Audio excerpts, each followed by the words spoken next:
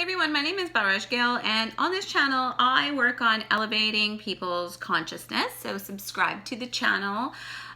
Today I want to talk a little bit about feelings because I'm actually leaving my house in probably 10 minutes or so, and I'm gonna go do an actual TV show. I'm a host on Joy TV, and he wants me to talk about how people's thoughts become things.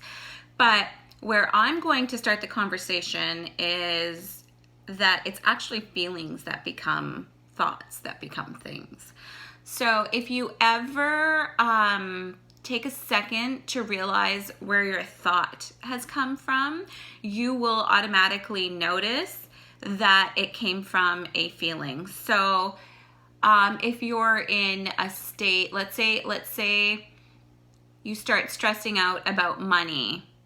It wasn't the thought, it was the fear or the stress or something that came first that brought on the thought.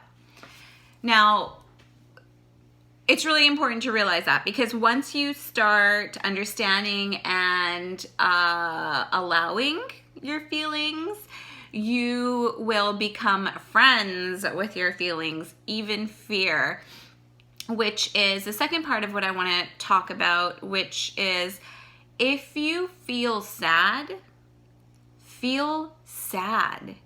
Really go in deep and feel sad.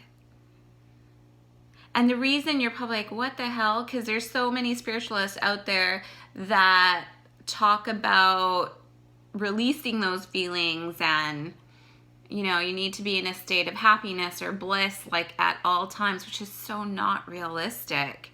I mean, I have been feeling anxious and stressed for the last few days, but I mean, it's okay. The anxiousness and the stress, I visualize it, I see it, I know I feel it, I know why, and I understand it. And there's nothing really more. I'm doing everything that I can do, but there's nothing more that I can give this stress and anxiety except for appreciate it, because it crawled into my life somewhere, probably in childhood, as a protective mechanism. So it's only your emotions are always only trying to protect you. But if you get into that negativity of the emotion, that's when it starts affecting your health. So if you feel the emotion and allow it to be without like anger towards it or anger towards yourself, because normally what happens is we go into this pity cycle when we feel an emotion, and that brings out a thought, which might be, I'm not making enough money, I'm not I can't. It's usually money. Everybody's always stressed about money, right? It's as long as you don't allow it to become self-sabotage and you make it a pity party for yourself. If you can go into the state of sadness and really just understand the moment without blame, that's when you start really working through your emotions, good or bad.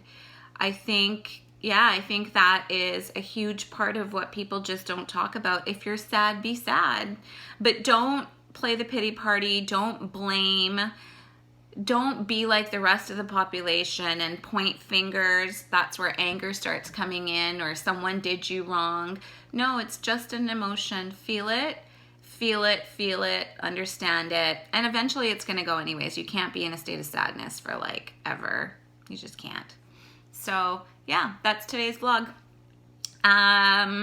If you have any questions about emotions, feel free to link them below, or even if like you use certain methods which help you alleviate pain, or if you have been in the deep trenches of sorrow and how you dealt with it, I'd love to read. I'd love to see what you guys have gone through in your journey. So leave it below. Love you guys.